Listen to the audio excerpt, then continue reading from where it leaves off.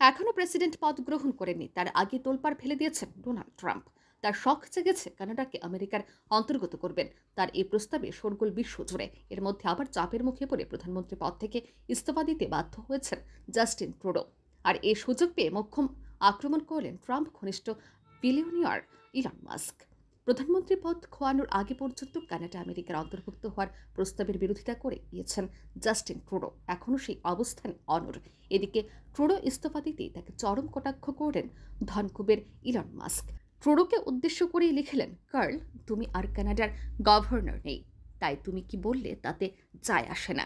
Trudeau বলেছিলেন, নরকেও Canada আমেরিকার অংশ হওয়ার সম্ভাবনা নেই। দুই দেশের মানুষ ও কর্মীরাই বাণিজ্যিক ও নিরাপত্তা খাতে সবথেকে বড় অংশীদার হওয়ায় উপকৃত হয়। তারই পাল্টা জবাবে ট্রুডোকে এমন কটাক্ষ করলেন মাস্ক। প্রসঙ্গত, প্রেসিডেন্ট নির্বাচিত হওয়ার পর থেকে ডোনাল্ড ট্রাম্প কানাডাকে জোর করে আমেরিকার অংশ বানাতে চেয়েছেন। সম্প্রতি তিনি বলেছেন যে প্রয়োজনে অর্থনৈতিক ক্ষমতা প্রয়োগ করে কানাডাকে আমেরিকার 51তম রাজ্য বানানো হবে। অনেক কানাডাবাসী এটা চান। ট্রাম্পের এই মন্তব্যকে ঘিরে তোলপাড় শুরু হয়েছে। ট্রুডো সহ কানাডার প্রায় সমস্ত রাজনৈতিক নেতাই এর তীব্র বিরোধিতা করেছেন। যদিও ট্রাম্প বা ভোটে তার অন্যতম সঙ্গী ইলন মাস্ক যে বিষয়টি গুরুত্ব দিতে নারাজ তা কথাতে স্পষ্ট।